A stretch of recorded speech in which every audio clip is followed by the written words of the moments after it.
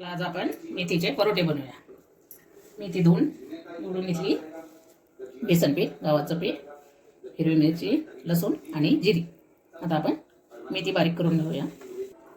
मेथी बारीक करून घेऊया आपण। आता आपण मिरची, लसूण आणि जिरं मिक्सरला वाटून घेऊया। 2 वाट्या गव्हाचं पीठ, 1 वाटी डाळीचं पीठ, आपण कापलेली मेथी घालूया, वाटलेली मिरची घालूया,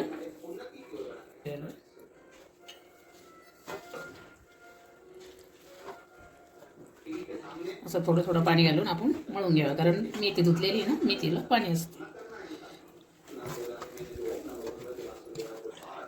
आपलं पीठ मळून झालंय, आता आपण 5 मिनिटं भिजून देऊ। चला आता आपण परोठे लाटून घेऊ। चपातीसारखं आपण आतून तेल लावून घेऊया।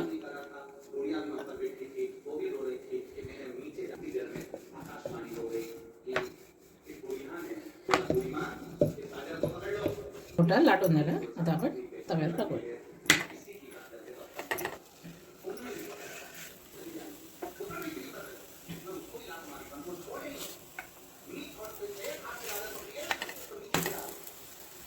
असं तेल लावून घेऊया, पलटी करू।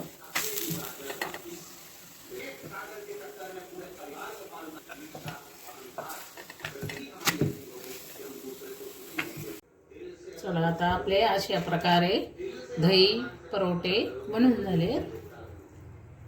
या आवडलं तर लाईक करा, शेअर करा।